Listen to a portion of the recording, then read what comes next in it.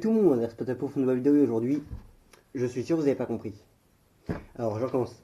Salut tout le monde, RC Patapouf pour une nouvelle vidéo. Et aujourd'hui, nouvel angle de caméra, nouveau sujet de review, voilà.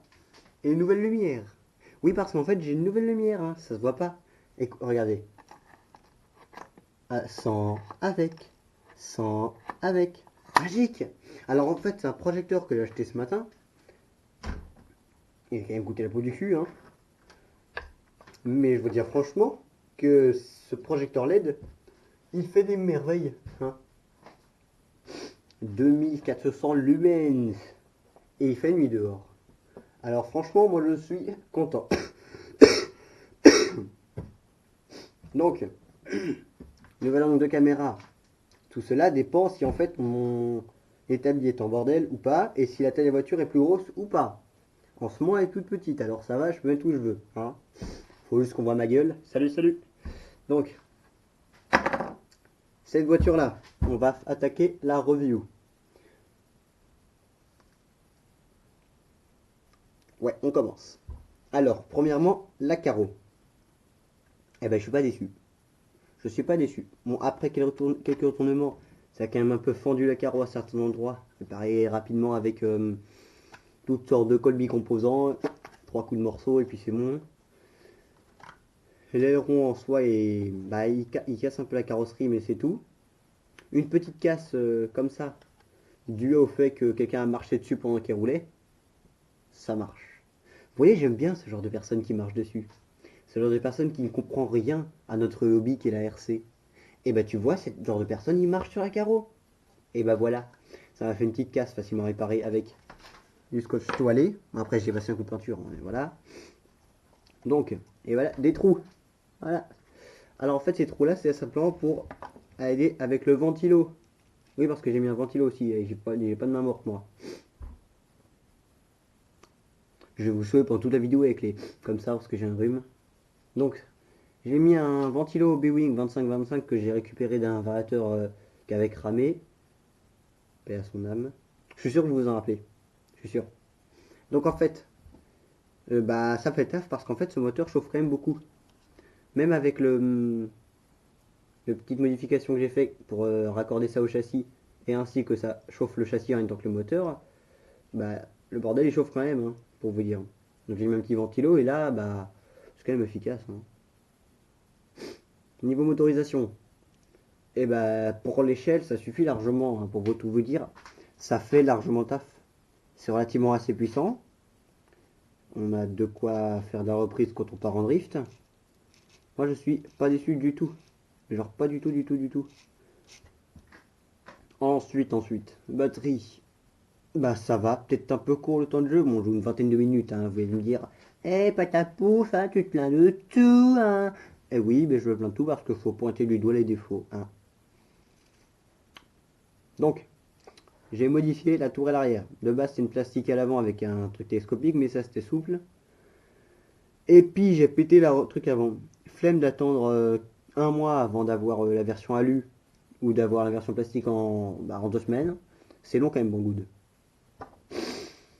Et ben j'ai fabriqué la mienne. En 10 minutes c'était fait. Regardez un peu le profil, je sais pas si on va voir. Coucou. Voilà. Bon, vous avez peut-être pas vu, hein. Oui, ne regardez pas mes grimaces, c'est. Ouais. Donc niveau électronique, bah rien à dire pour l'instant, aucun problème. Radio, bah. Je sais pas ce que je pourrais dire dessus franchement. Hein. C'est les fameuses radios VLTOY. Copie de DX2. Non, DX4. Ouais, de DX4. Un modèle polyvalent. Hein. En soi, ça va. Que dire d'autre? Que dire d'autre? Elle est géniale, franchement. Je la conseille franchement à tous ceux qui veulent faire la course en intérieur, enfin qui veulent s'amuser l'hiver. Parce qu'en fait, l'hiver, bah, vu que ma grosse voiture, elle attend toujours recevoir les fusées, parce qu'en fait, j'ai commandé les fusées en même temps que les pignons métaux pour la ECX, vous avez déjà vu la vidéo. J'ai commandé les fusées en même temps que les pignons, sauf qu'ils sont pas encore arrivés, les fusées. Je commande tout sur eBay vu que c'est moins cher pour l'instant. Le petit cerveau de direction. Contrairement à ce qu'on pourrait croire, il y a un petit sauve-cerveau. Et dedans, vous n'allez pas voir, je montre ça inutilement. Mais bon. Ah oui, j'ai lesté à l'avant. À quoi ça sert un lest, certains vont me dire. Simplement parce qu'en fait, d'origine, vous pouvez voir les masses, elles sont très centrées. Il n'y a pas beaucoup de vers l'arrière ou vers l'avant. Et plus souvent, ça fait qu'il y a un comportement très normal en fait. En soi, c'est normal d'avoir un comportement normal. Mais en fait, vu que c'est fait pour le drift, en intérieur, ouais, pour le drift, et c'est pas marrant en fait.